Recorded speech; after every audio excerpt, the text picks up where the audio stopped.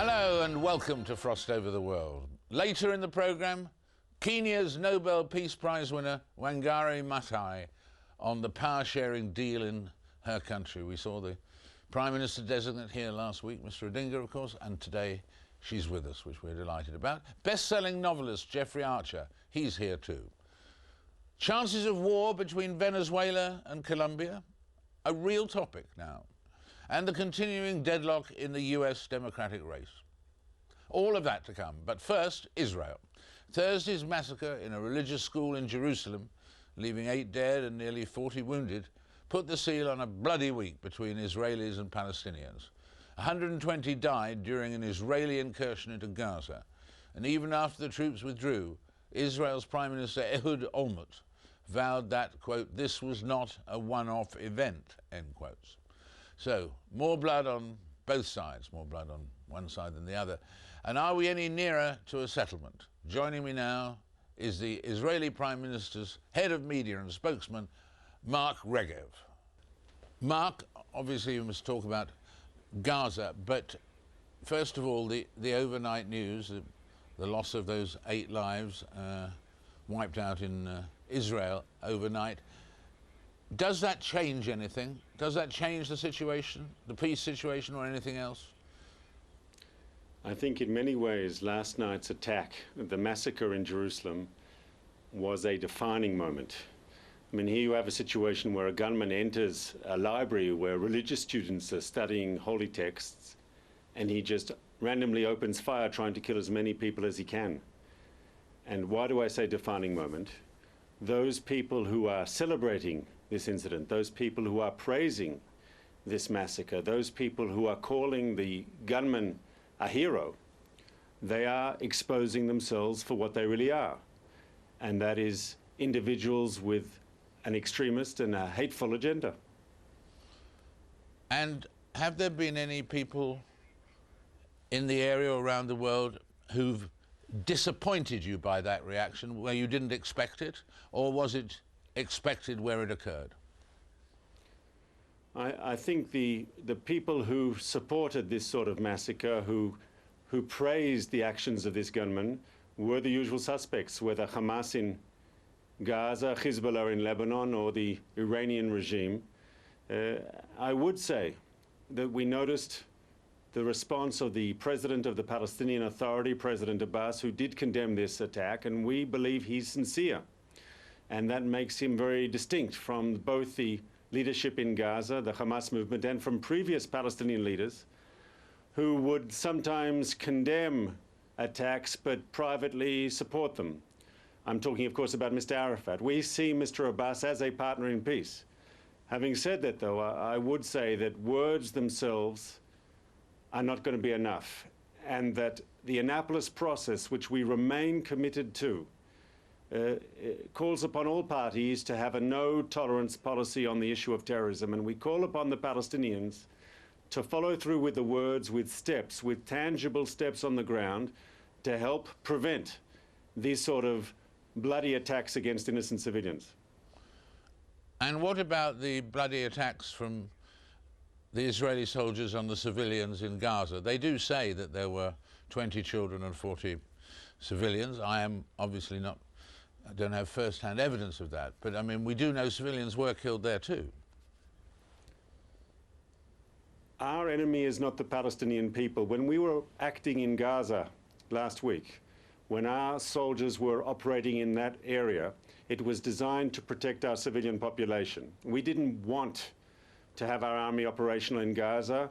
It wasn't our desire, it was a necessity. We were trying to stop these rocket barrages from Gaza into Israel. You know, we've had a situation in southern Israel where day after day, week after week, month after month, and unfortunately even year after year, the civilian communities in southern Israel, the cities, the townships, the rural communities have faced these ongoing barrages of rockets. And life there is being destroyed. Economic life, social life. You have a whole younger generation of children growing up in trauma with these daily barrages. So we were acting to defend our people. Having said that, I know that some innocent Palestinians, I don't think the numbers that Hamas are putting out are accurate. I think they're grossly exaggerating. But I know some innocent civilians were caught up in the crossfire, and that's a tragedy. We regret that. We're trying to be as surgical as we can. But there's a whole difference, a world of difference, morally, between the deliberate slaughter of innocent civilians that we saw last night in Jerusalem and between an innocent civilian getting caught up in crossfire. Because what we saw last night was a premeditated act of violence against innocent people. What about where we go from here? I mean, is there a solution to the situation in Gaza? Is there possibility of peace without what I know is anathema to you, Mark, but I mean, without the involvement in some way, the blessing, if one could call that word, of Hamas? You know, Hamas, through their actions last night, their celebrations at this massacre, they really have exposed themselves for what I believe they are. They are opposed to peace. They're opposed to reconciliation. I mean, how do you bring people into a peace process when they are so violently opposed to the very idea of reconciliation? And so I'm afraid for the foreseeable future, we will have to be dealing with Hamas through security measures. We will have to act to protect our civilian population. That's our obligation as a government. What legitimacy does any government have if it can't protect its civilian population? We have a Palestinian leadership today under President Abbas, under Prime Minister Fayyad, a leadership that wants reconciliation and wants peace. And so I think it's our obligation to try to pursue peace with that Palestinian government, with the partners that we have, and that's the best answer to extremism. We want ultimately the Palestinian people to understand that it's in their interest to support moderate leaders, that they get so much more through negotiation than they could ever get through violence. Do you think, as you look ahead, President Bush, for instance, said that he thought there was still time for peace accords by the end of this year, by the end of his year, the last 10 months of his rule. Do you think that is still possible? We remain committed to that goal. We remain committed to the idea of trying to reach a historic agreement by the end of this year. It's going to be difficult. There are challenges. But we are committed to that goal. The idea is to outline what peace looks like. Two states, Israel, the homeland of the Jewish people, living side by side with Palestine, the state, the homeland of the Palestinian people. That's the solution. Two states living side by side in peace. And just as moderates, the Israeli government, the government of the Palestinian Authority, want that solution, want that peace, it's clear that people like Hamas, Islamic Jihad, Hezbollah, the Iranians, they will do everything they can to torpedo any chance of a breakthrough, any chance for a reconciliation. And that's why last night's attack is so dangerous. Not only were innocent people gunned down, but they were trying to kill the chances for peace. In terms of the peace accords, if they came about by the end of the year or whatever, how long would it take for the state you just outlined? How long would it be before you actually had a Palestinian state? What was agreed to at Annapolis was the goal of trying to reach this year a historic agreement by the end of this year. And I hope that is still possible. We are still committed to that goal. Then, once the agreement is reached, to move forward implementing the roadmap, which is the international community's consensus document. It's been endorsed by the United Nations on how to move forward step by step to reach that goal. The idea is, by highlighting what the end game is, what two states look like, that we can energize all those positive forces, we can energize moderates on both sides to move forward and make that vision of two states a reality. And the timing of that, exactly? You can't be exact, can you? No, I have to say, we'd prefer sooner rather than later. You know, no one has an interest in this conflict going on. I think both Israeli and Palestinian people yearn for a better future. I mean, we really do have a common goal here. And the question is, can we succeed in making sure that people of goodwill dominate the agenda and not these extremists from Hamas, Islamic Jihad, and the other organizations? And also, obviously, as we said earlier, that as few civilians as possible get caught in the crossfire. I agree with that goal. It's incumbent upon us and the Israeli government to be as surgical as we possibly can when we launch military operations. And here I would say the following, and it has to be said. There's documentation coming out of Gaza. I think many press of independent media have reported it too. There's no doubt that Hamas has adopted a deliberate strategy to use the civilian population of Gaza as human shields. We've found situations where we've got rocket storage facilities inside civilian housing, where you have command and control inside high-rise blocks, where people are making rockets inside a private home where the first floor is used for rocket production and the second floor a family is living. And now that, of course, is a war crime. And we are trying to be as surgical as we can, but Hamas bears here primary responsibility. And I know people in Gaza are fed up with the way Hamas is running things.